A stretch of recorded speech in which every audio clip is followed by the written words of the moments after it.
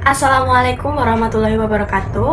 Halo semua, perkenalkan nama saya Afilia Diah Rahmadani dengan NIM 255211135 dari kelas MBS 2G. Di sini saya akan sedikit menjelaskan tentang akad-akad syariah untuk memenuhi tugas mata kuliah ilmu fikih. Langsung saja ke videonya. Wadiah adalah akad titipan, yaitu ketika seseorang menitipkan barang kepada orang lain untuk dijaga dan dikembalikan kapan saja saat diminta oleh pemiliknya. Dasar hukumnya yaitu Quran Surah An-Nisa ayat 58 yang berbunyi, sesungguhnya Allah menyuruh kamu menyampaikan amanat kepada yang berhak. Contohnya, ketika kita menitipkan tas di loker perpustakaan, praktik tersebut sudah sesuai dengan syariah karena barang disimpan dengan aman dan bisa diambil kembali. Ariyah adalah akad pinjam-meminjam barang yang diambil manfaatnya tanpa imbalan dengan kewajiban mengembalikan barang tersebut dalam keadaan utuh.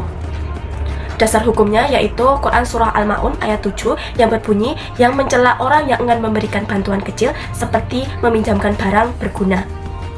Contohnya, seseorang meminjam laptop temannya untuk mengerjakan tugas sekolah selama beberapa hari tanpa membayar sewa. Praktiknya sudah sesuai syariah karena tidak ada imbalan dan merupakan barang yang bermanfaat. Mukhabarah adalah kerjasama pengolahan lahan pertanian antara pemilik tanah dan penggarap, di mana bibit berasal dari penggarap, sedangkan pemilik hanya menyediakan lahan dan hasil panen dibagi sesuai kesepakatan di awal.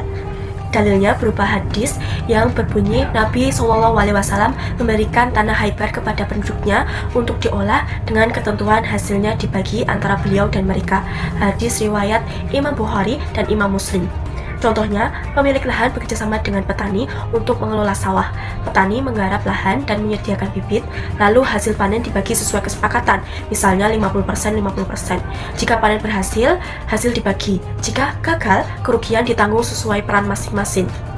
Praktik ini sesuai syariah selama ada kesepakatan yang jelas di awal, adil, dan tidak mengandung unsur riba atau kecurangan. Mudharabah adalah kerjasama antara pemilik modal dan pengelola usaha. Pemilik modal memberikan uang, sedangkan pengelola menjalankan usaha, di mana keuntungan dibagi sesuai kesepakatan di awal. Dasar hukumnya yaitu Quran Surah An-Nisa ayat 29 yang berbunyi, dan janganlah kamu memakan harta di antara kamu dengan jalan yang batil. Contohnya, seseorang mempunyai ide usaha tetapi tidak mempunyai modal, lalu bekerjasama dengan teman yang memberikan modal. Keuntungan dibagi sesuai kesepakatan, misalnya 60% untuk pengelola dan 40% untuk pemilik modal. Jika mendapatkan keuntungan dibagi, jika mendapat kerugian ditanggung pemilik modal. Praktik ini sudah sesuai dengan syariat karena kesepakatan dilakukan secara jelas, adil, dan tidak ada unsur riba ataupun penipuan.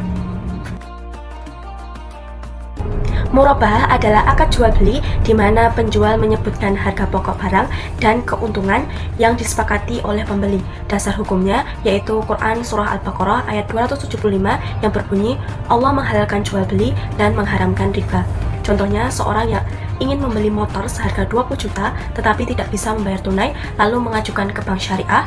Setelah itu bank syariah membeli motor tersebut kemudian menjualnya kembali kepada pembeli dengan harga 23 juta secara cicil. Karena harga pokok dan keuntungan disepakati di awal, maka ini termasuk akad murabahah dan praktiknya juga sudah sesuai dengan syariah. Salam adalah akad jual beli barang dengan sistem pesan di mana pembeli melunasi pembayaran di awal, sementara barang diserahkan penjual di kemudian hari sesuai kriteria yang disepakati. Dasar hukumnya yaitu hadis Nabi yang berbunyi, barang siapa melakukan salam, hendaklah dengan takaran dan timbangan yang jelas serta waktu yang jelas. Hadis riwayat Imam Bukhari dan Imam Muslim. Contohnya, ketika kita membeli barang secara online dengan sistem pre-order, barang tersebut harus dibayar di awal dan baru akan diserahkan pada hari yang telah disepakati.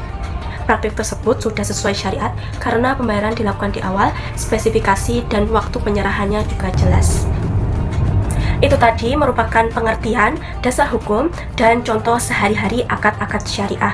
Terima kasih. Wassalamualaikum warahmatullahi wabarakatuh.